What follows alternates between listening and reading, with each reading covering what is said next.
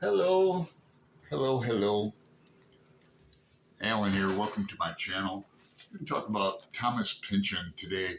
I just finished The Crying of Lot 49, not once, but twice. Not that I liked it so much, I read it twice. I didn't understand it so much, I read it twice. And I read this, my usual MO is to read this along with the audio, and I get this free on Audible. And one reason why I decided to read this, very thin book for Pynchon, 152 pages, but if somebody tells you, or if you ever hear this is a great end to Pynchon, don't believe them. I found it really difficult, and this was his second book.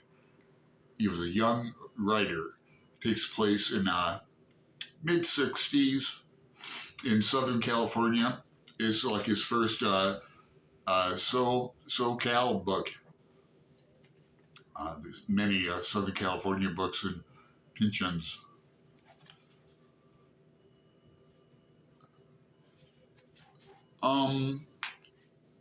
It reminded me of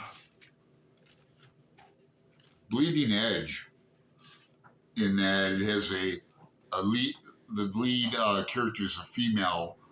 So these are only two times that I can recall that Pynchon has a female protagonist.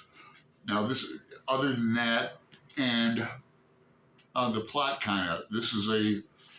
it's not a whodunit or a detective or anything, but it is. I felt like I was trying to discover the meaning, and I think the character in here, Oedipa, after she's like the female Oedipus Rex, you could argue, or go down that rabbit hole, which I'm not going to do that to you guys. But yeah, it reminded me of Bleeding Edge. And I liked that I'm a child of, I was born in the 60s. So I grew up like in the 80s. And so we get a lot of references to payphones.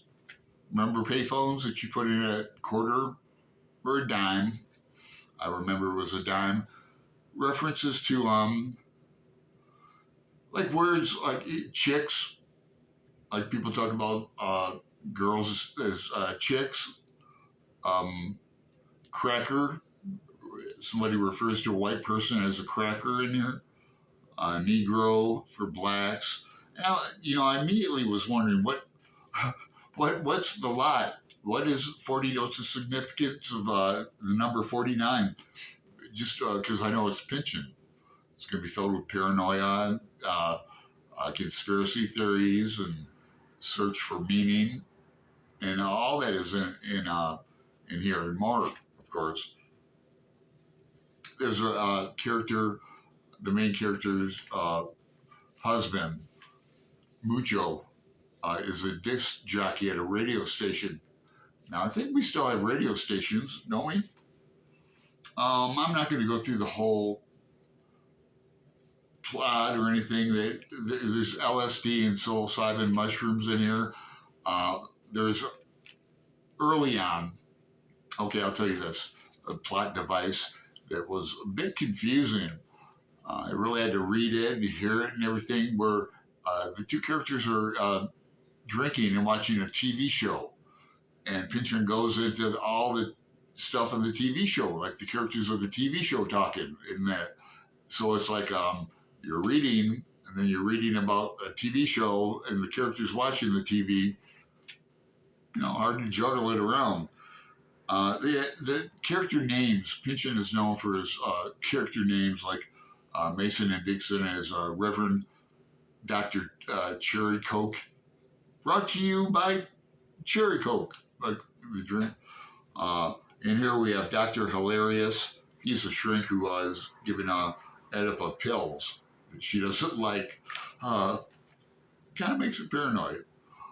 There's a lawyer in here. It's all about this guy Pierce, an ex-lover of hers, and she's the executor of his will.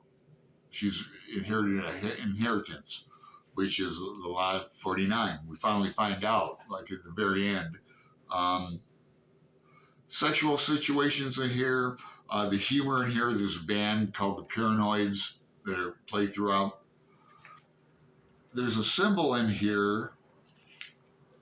It's the muted horn. It looks like this. See the muted horn? A little mute on it. And you find out that's a symbol for waste. And that's a company, WASTE. I won't tell you what it stands for. You have to find that out yourself someday. Uh, let's see. It's all about an underground postal system, and sometimes you don't know if they're in reality or if they're on a LSD trip. Now, if you want an end to Pynchon and a plot and rich characters, or if you've never read Pynchon, I suggest Against the Day. I've read this twice. This might be my all-around favorite novel. Might be, if you boil it down to American, still living, postmodern. Here's a teaser. Greg and I at another Bibliophile Reads are threatening to do a read-along of Gravity's Rainbow, either at the end of this year or next year. Now, it will be my third read of this. I have one that's entirely annotated out. I went through a read with the book chemist. I'd have to look at the front of the book to see when that was. Let me see real fast. I always write them down. I want to get the Pynchon, the Gravity's Rainbow companion book. I believe I'll get that on Kindle. When did we read this? September 1st, 2018 was my first read through here. And then do I have a date where we read it with? But we read it online with it. He's still on BookTube, the book chemist, and all his Pynchon stuff is in his playlist. But yeah, just can't wait to get back into it. We'll have fun. Well, I say I can't wait to get back into it. It's an incredible novel.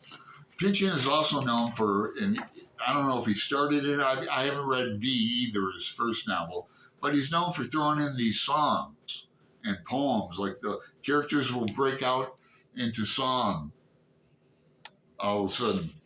And I had a copy of this out of Gravity's Rainbow, a poem that I really like from Thomas Pynchon, and I'm going to read it to you now. No, I might read it for a Poetry Thursday. I don't want to take up all your time tonight. Just want to hear, if you've read The Crying of Lot 49, if you want to, if you have any comments or questions about it, I'd love to hear from you.